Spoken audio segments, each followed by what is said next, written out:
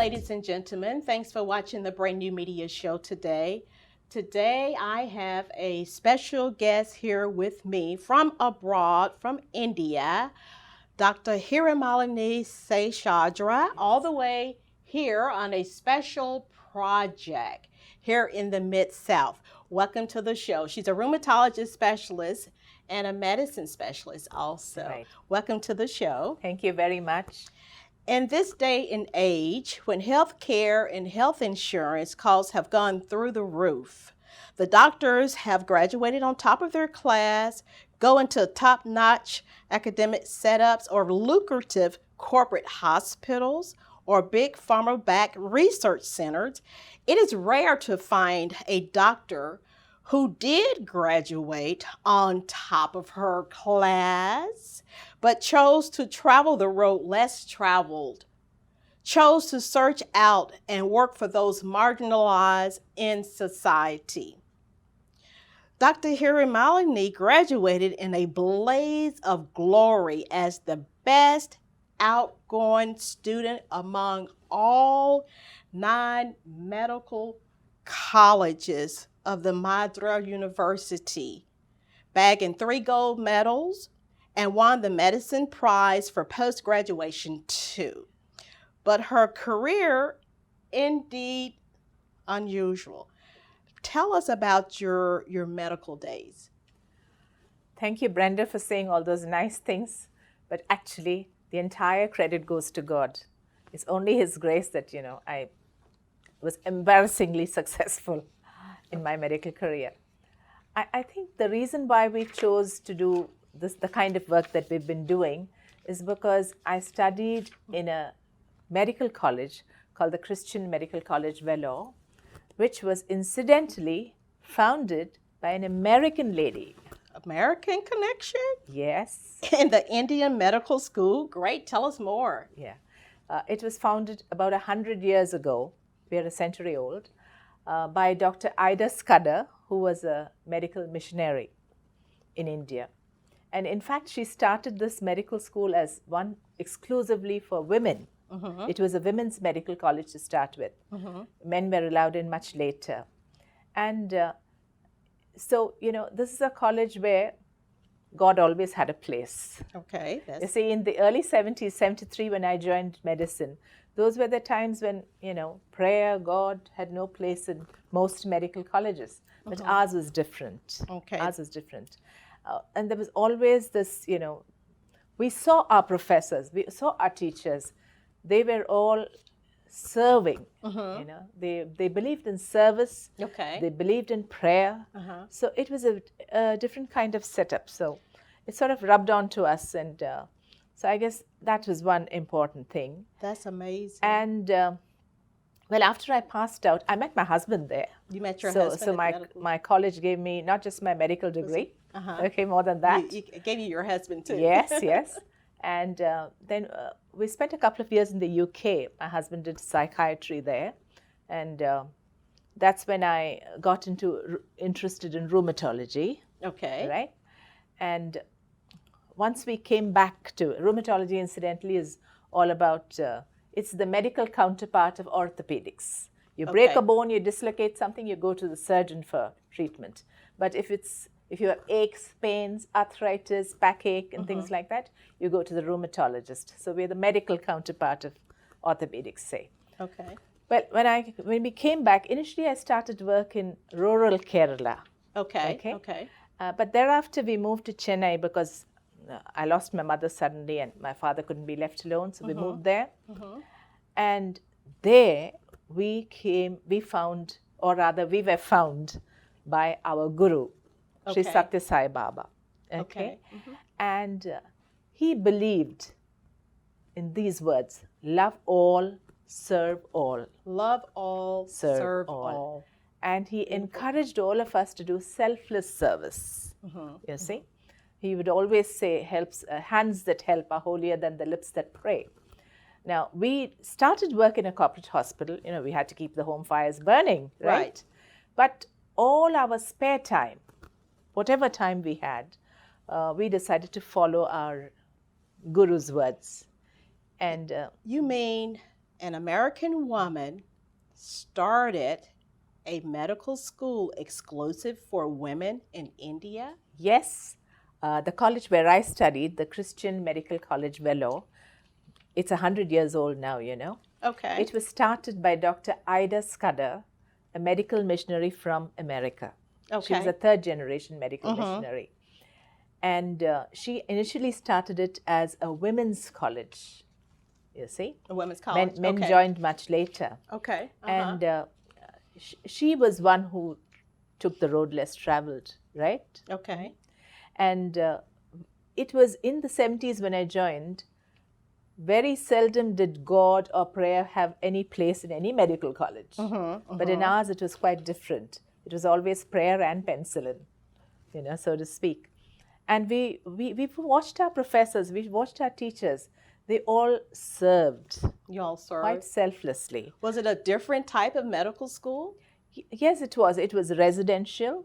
It was mainly for Christians, but there were some of us open merit candidates were non-Christians as well. But the idea of service was, I think, planted in all our hearts by our college. And in my case, I got not just my degree from the college, I met my husband there too. So you got two. Yes. Double grant. Double grant.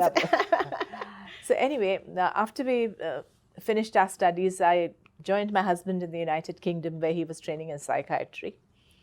And then we came back to India. And as I said, thanks to our college, this idea of serving was always there in our hearts. And that really blossomed when we met our master, our Guru Sri Satya Sai Baba.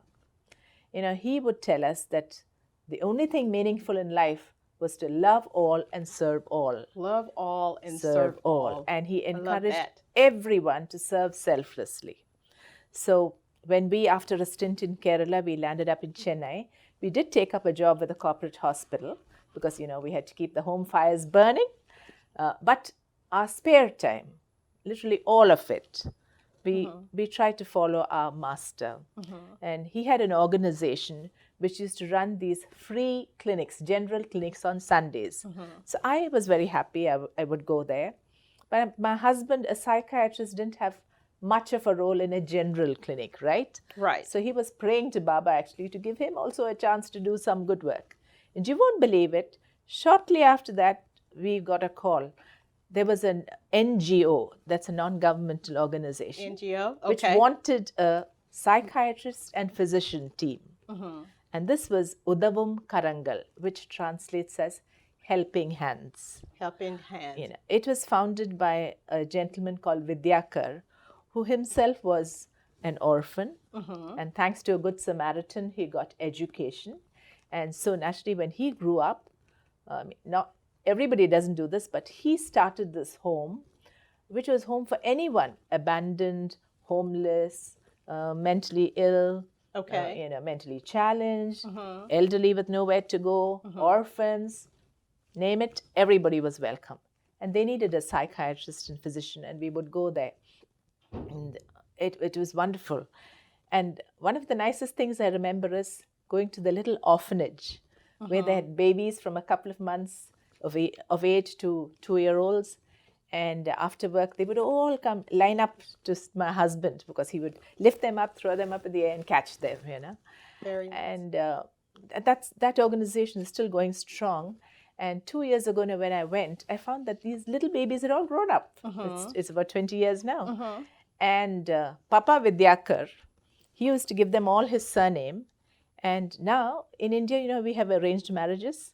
So he's busy looking for grooms for all his daughters. Okay. And when I met him, he had 95 sons-in-law.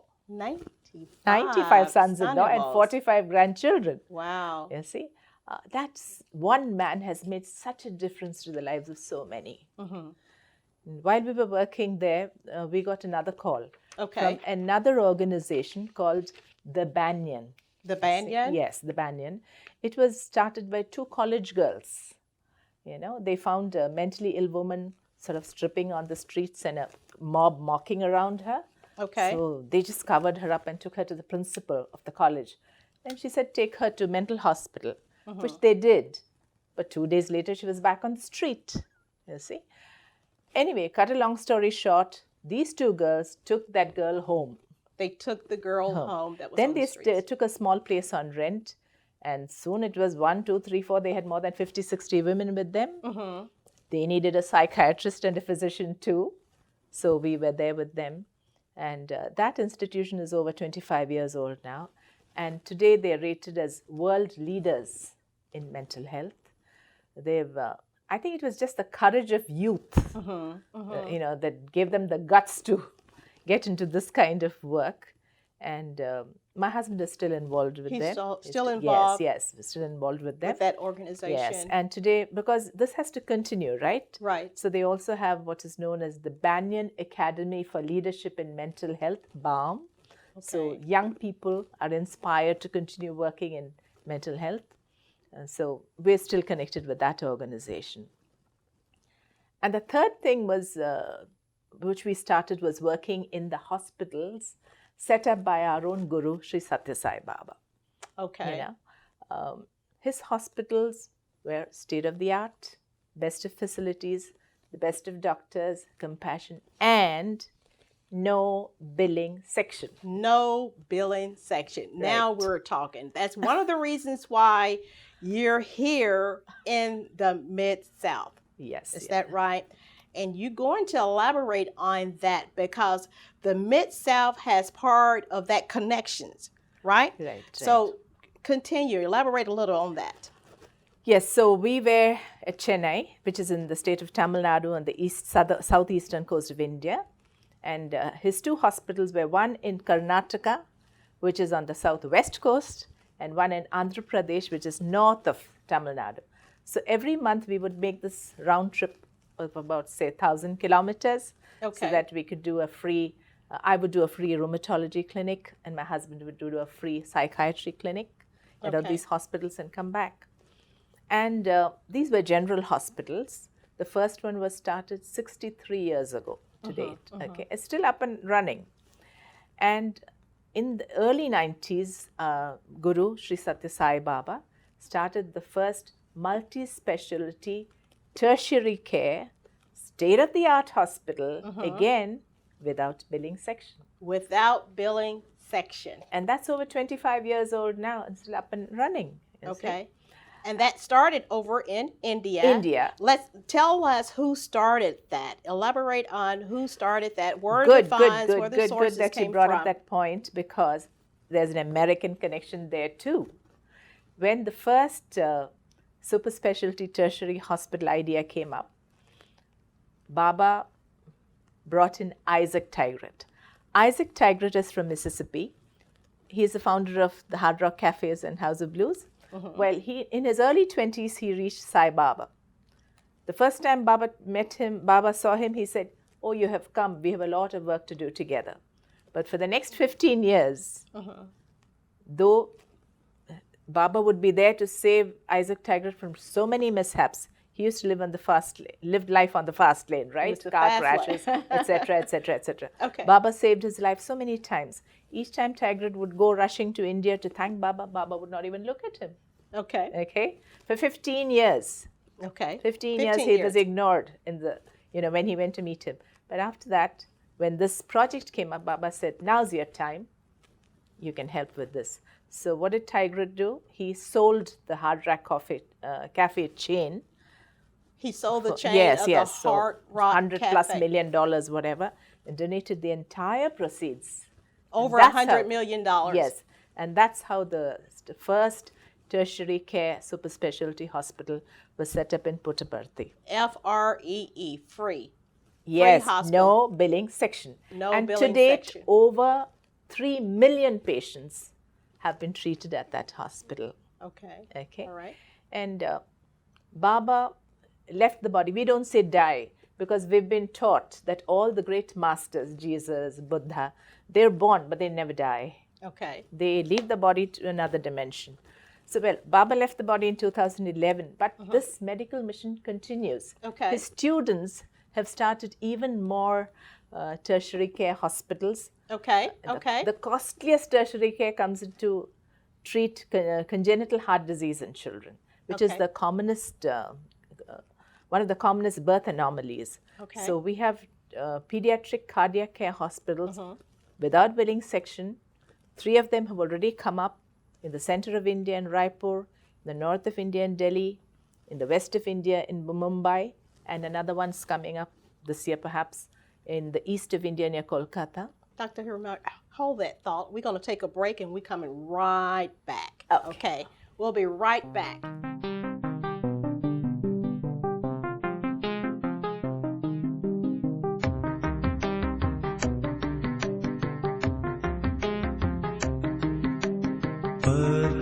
परमेश्वरी जगज्जननी परमेश्वरी जगज्जननी जय जय जय हे साई जननी जय जय जय हे साई जननी परमेश्वरी जगज्जननी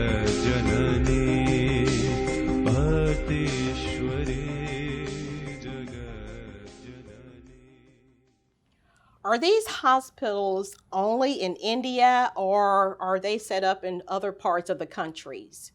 In other countries. Yes, Brenda. After 2011, after Baba left the body, his students and devotees have started these hospitals in other countries too. In fact, there are going to be 8 such super specialty tertiary care hospitals around the world without a billing section. The first one is going to be inaugurated in Fiji in 2020. There's already an excellent secondary care hospital set up in Nigeria in Africa. And there's one in Sri Lanka at a place called Batticaloa, which is home to 30,000 plus war widows. You know how much civil war they had. And there'll be one in Turkey, there'll be one in Mauritius, and one in Argentina. And the seed for one such hospital has just been sown in Clarksdale, Mississippi. In Clarksdale, Mississippi, right here in the Mid-South. And that's the reason why she's here in Memphis, Tennessee, because you went down to the inauguration for the opening of that free, no billing section hospital that's going to be here in the Mid-South. Yeah. It's the seed for the hospital that's been sown. Yes. Now, this hospital in this medical facility rather in Clarksdale has an Indian connection. Okay. So there is this company called Rural Shores. It is a not-for-profit company set up by a very successful Indian entrepreneur, who wanted to give back to his motherland. He set up business process outsourcing offices in villages, in India, creating over 10,000 jobs, so that these poor villages could become little hubs of prosperity. And then he continued this in other developing countries, in Africa, in Asia, and it's actually acclaimed world over now. Now, back in the United States, he and his friends felt that America too needed this support. And inspired and encouraged by Satya Sai Baba, who is also his guru, he has set up this company called People Shores. Their first office, I think, is in San Jose, and their aim is to train young adults, youth, in inner cities areas, in economically disadvantaged areas in the USA, in, say, Native American areas and things like that. Train people, get the work from various companies, and they have investors too, and create employment opportunities, as well as improve infrastructure in these disadvantaged communities. And they have started their second hub in Clarksdale.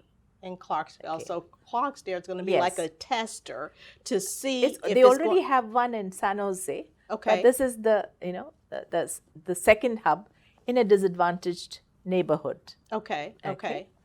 And they found that in Mississippi area, there's also a health challenge because a lot of rural hospitals are facing closure or being threatened with closure.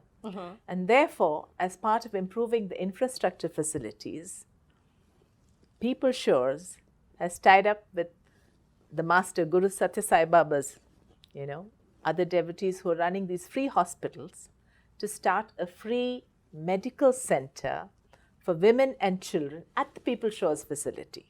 Okay. But it's only a seed now, but this will grow in 2 years or 3 years into a tertiary care, multi-specialty hospital without billing section. Without billing section. Yes. Now let's go back and talk about the resources on how to make this work. Yes. This is a question that people all over the world ask. Oh, is this just a flash in the pan? Will it be sustainable? If you go by the Indian experience, as I said, the first hospital is now 63 years old, still up and running. The tertiary care hospitals are a quarter of a century old, up and running. And newer hospitals have come, and they're doing well, and more are coming up. And the same experiment is being repeated in various parts of the globe. In Fiji, the medical center is running, and Indian doctors used to go there and initially operate on children with congenital heart disease. But they built local capacity. Fijian doctors have been coming to India. They're training free of cost, improving their skills. And now, next year, the first ever pediatric cardiac care facility in the South Pacific without billing section is going to be inaugurated. We already have a secondary care hospital in Africa, in Nigeria. Okay. I call Father Charles Ogada the Mother Teresa of Africa. He's a very liberal-minded Christian priest who has an orphanage and helps a lot of poor people in Enugu. There is a secondary care hospital.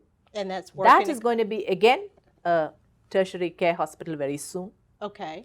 In Sri Lanka, we have one in Battikulova, which is so altogether, there's how many now? Yes, operating outside of India, we have, including the Clarksdale Little Medical Center, 4 facilities so far.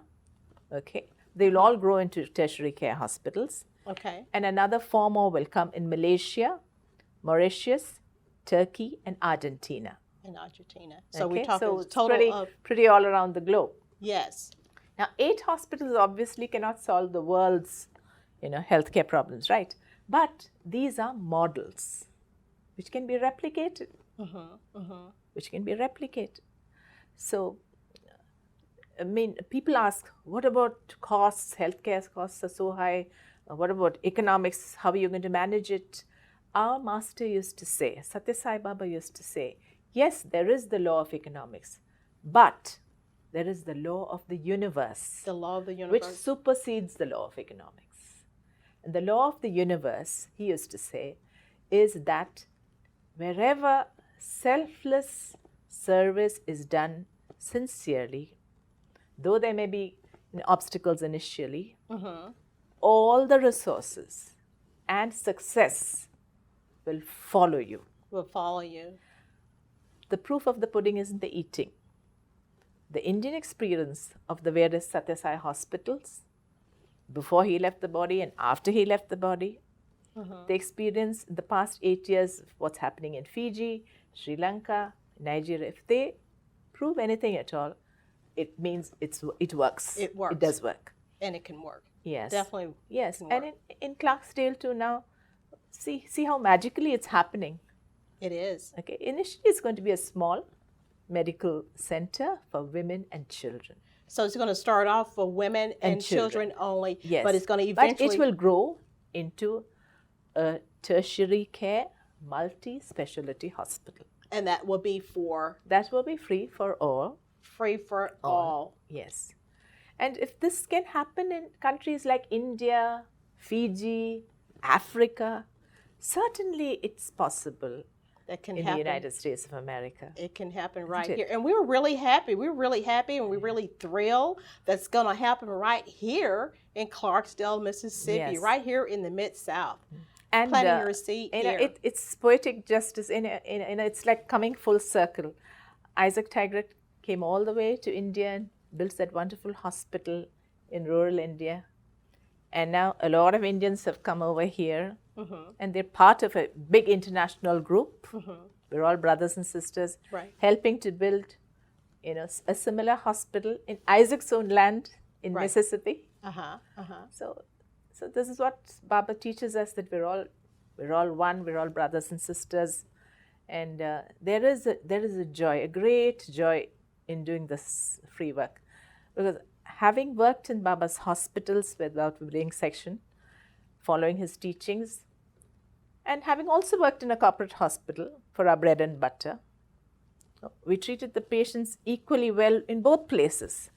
But there's a special joy when you're doing it, with expecting nothing in return. No fee for service. No fee for service. You see? Now, I was going to ask you, I don't know, the employees that work at the hospital, they will be paid. Is that Of course correct? they will There'll be a paid. Of salary course they will be paid. for- Yes, even in India, in the big hospitals, usually they set up a corpus fund.